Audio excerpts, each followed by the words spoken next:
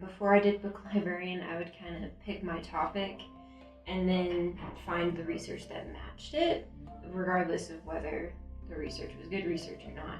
But after doing Book Librarian a couple of times, I more leave my topic open, find the research on the subject, and then find what my topic is from the research. I think one of the biggest struggles with college is not knowing how to do the work, and I think a lot of people end up dropping out because they feel overwhelmed.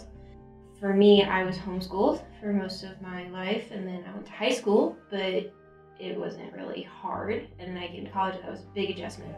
I never had to do research on my own, and having Book Librarian helped to ease that process. So now I can do research, but I don't think I would have stayed very long without it. One of our concerns is that the generation that we're teaching right now is a little bit on the lazy side because they're used to getting any information they want at any time they want. They don't have high-level skills of evaluating sources for their reliability, for their academic stability, for all those different things that we do for the evaluation of sources. Most students think, well, I'm really interested in X, but of course there's nothing written on X. And I usually say, yes, there is.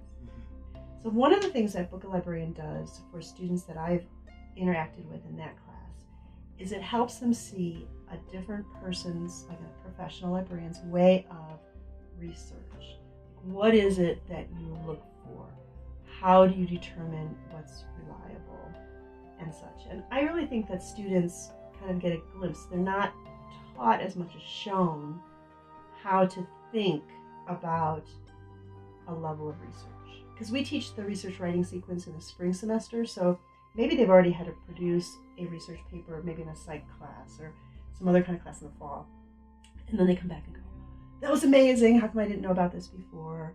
Or they say something like, I can't believe how many sources he found that were right on target. And there's almost a sense of wonder that other people are thinking the same thing I'm thinking or thinking alike, and they come back really excited about it.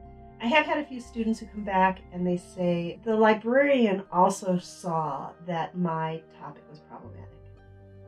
And actually that's also instructive, but it's not always because they find what they need. Sometimes it's because they don't find what they think that they need. And then they have to readjust, rethink, narrow, focus, all the things that a research writing teacher wants the students to do. A previous example of Book of Librarian would be make an appointment with your librarian. Okay? So what does make an appointment mean rhetorically to a student?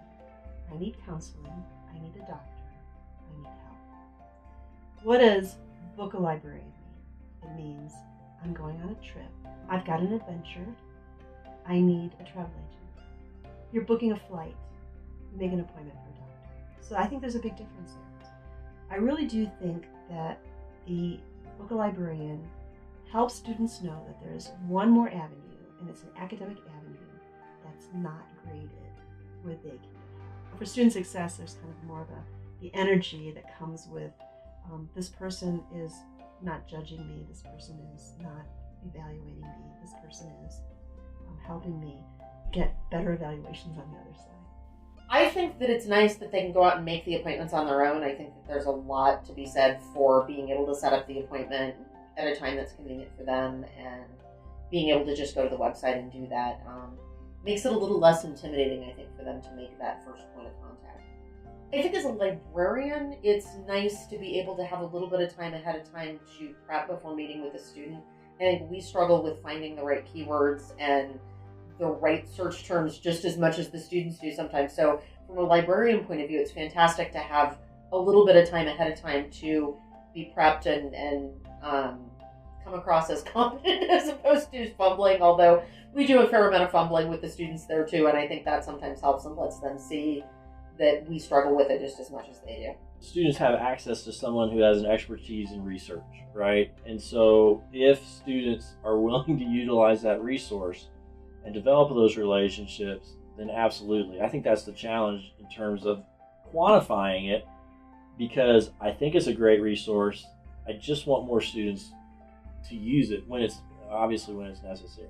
I can't count how many times they have come back to me and said how beneficial it is, or they were freaked out because they have this topic and they don't know what to do with it, and they freeze. And just being able to email you and have an appointment and sit down with you and go over the sources is a huge stress reliever for them. And then they tell their friends, and it's something that they not only do for research writing, but they carry with them throughout their undergrad experience.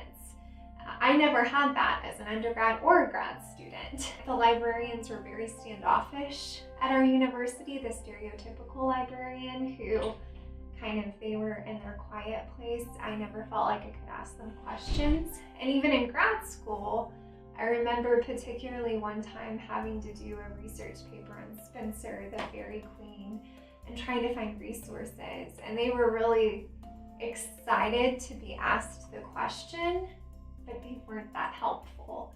So I look at, and I tell my students, I wish I had this resource when I was an undergrad or even in grad school. I had to figure all these things out on my own. So I recognize how great of a tool it is as a teacher, and I know my students value it too. And I think it's neat because it creates this bridge in education. You know, so often teaching is kind of separate, and the library is over there and teaching's over here. And it's this really natural bridge where the students can see how beneficial it is, and how as teachers we see how beneficial it is. It's had a pretty huge impact. I hate writing papers, and it's so much more motivating to start a paper when I know I have help behind it, and when I have someone who will push me into gear and get me going. Having had booked a librarian, I now know how to look for better articles and stuff, and it helps me think better about how to formulate my papers and where to look specifically for better things. And in the first 100 days of President Sweeting being here, we reported 649 book librarian appointments, which is incredible. Those are individual student with a librarian appointment and interaction, which there's no other way we would have done that. And those are personalized and tailored to their research, and they're short. They're not, we wouldn't have 649 if students didn't value it.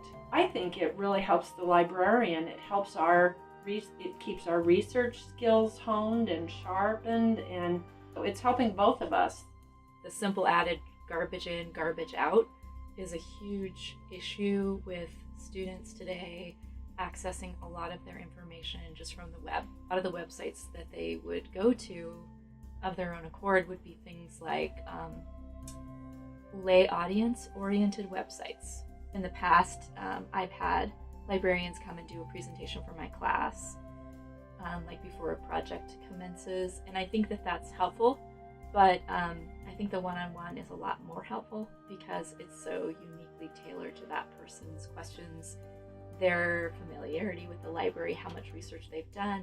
First time I piloted integrating the book librarian into my course structure, I had the students write at least a paragraph about their experience there, and I kept those sheets of paper, and they had signatures to verify that they had done this because they had points attached to it.